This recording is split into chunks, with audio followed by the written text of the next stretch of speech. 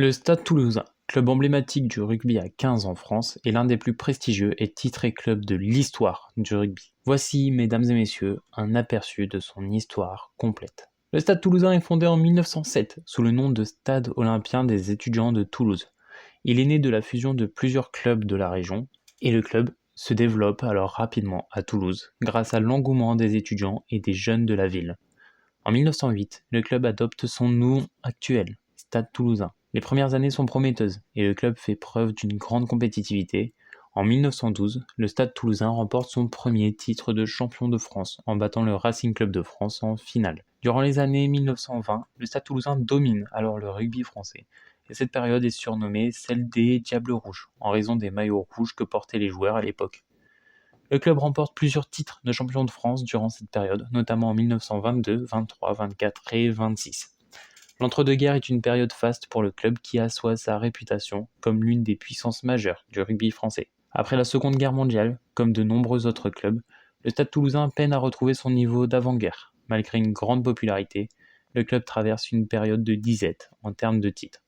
Les années 1950 et 1960 sont marquées par une certaine instabilité et une absence de championnat remporté. Cependant, cette période permet au club de se reconstruire et de préparer les bases de ses futurs succès. C'est aussi pendant cette période que le club adopte progressivement ses couleurs actuelles, le rouge et le noir.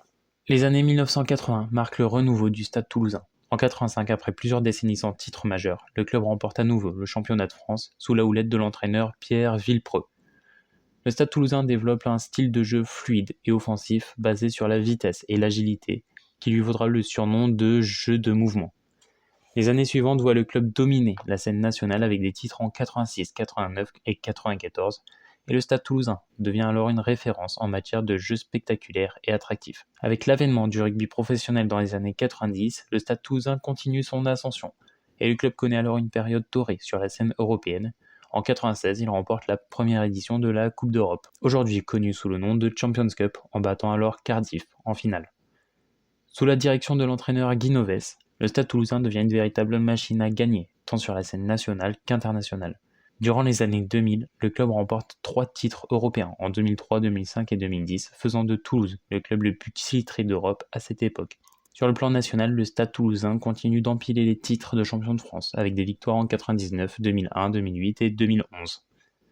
Après le départ de Guy Novès en 2015, le stade connaît une légère période de transition. Toutefois, le club retrouve rapidement le chemin du succès sous la direction de Hugo Mola. Entraîneur depuis 2015, le club revient au sommet du rugby français et européen. En 2019, le Stade Toulousain remporte son 20e titre de champion de France, renforçant ainsi son statut de club le plus titré de l'histoire du top 14. Et en 2021, le club réalise un doublé historique en remportant à la fois le top 14 et la Coupe d'Europe, portant son total à 5 titres européens. Le Stade Toulousain est reconnu aujourd'hui pour son jeu offensif et spectaculaire avec une transition d'excellence en matière de formation.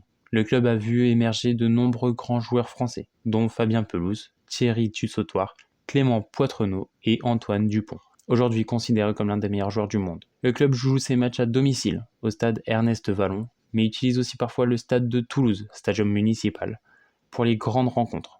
L'ambiance au sein du club et autour de ses supporters est chaleureuse, avec une forte identité régionale qui unit le club et la ville.